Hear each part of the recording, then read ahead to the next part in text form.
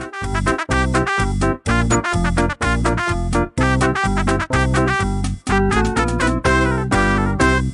सुन रहे हैं ईएफए school radio. नमस्ते, मैं नीलम चौरसिया ईएफए शासकीय उच्चतर माध्यमिक विद्यालय क्रमांक 2 निवाड़ी में जीव विज्ञान की शिक्षिका हूँ। जैसा कि अभी परीक्षा का दौर चल रहा है, ऐसे में कुछ बच्चों का प्रश्न होता है कि मैम कैसे पढ़ें, तो मैं उनसे कहती हूँ कि पढ़ाई के कई साधन हैं, जैसे किताब, मोबाइल, लैपटॉप, कंप्यूटर आदि। इनका उपयोग अच्छे से किया जाए। करते नहीं अध्ययन, कहते कि साधन नहीं हमारे पास। अरे आंख उठा करके तो देखो कि कितने साधन तुम्हारे पास, जैसे मोबाइल, लैपटॉप, कंप्यूटर आदि। ये सब तुम्हारे लिए हैं, बस इनको अच्छे से आप पढ़िए। जैसा कि आपको पता है कि श्याम पट्ट पर बायोलॉजी में डायग्राम्स अच्छे से 3D मॉडल्स नहीं देख पाते हैं, तो हमारा स्कूल ईएफए स्कूल है। यहाँ कंप्यूटर उपलब्ध होते हैं, तो आप कंप्यूटर कक्ष में जाकर 3D मॉडल देख सकते हैं और चीजों को और बेहतर ढंग से समझ सकते हैं।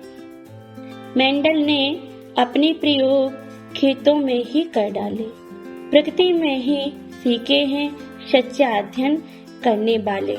हमें अपने आसपास की चीजों को ही पढ़ना होता है। हम आसपास की चीजों को रिलेट करके पढ़ेंगे तो ज्यादा बेहतर सीख पाते हैं। गणना यंत्र बनाने पास कर नहीं गए थे कारखाने, घर में ही सामान जुटाकर बड़ी लगन से लगे बनाने। पढ़ाई में लगन बहुत जरूरी होती है। अगर लगन है तो हम किसी भी काम को बहुत अच्छे से कर पाते हैं।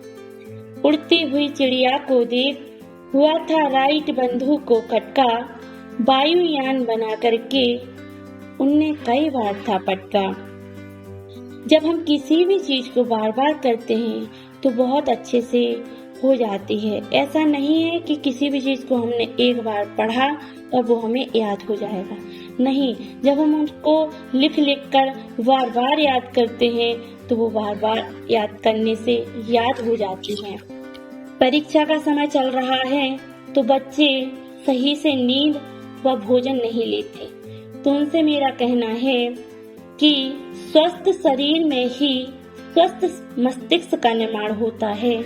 इसीलिए परीक्षा के समय में अपने आप पर ध्यान दीजिए, स्वस्थ रहिए और अच्छे से रहिए, तनाव मुक्त रहिए और अच्छे से पेपर करिए।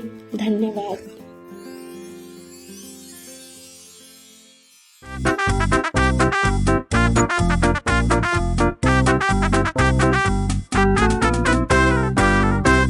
आप सुन रहे थे ईएफए स्कूल रेडियो।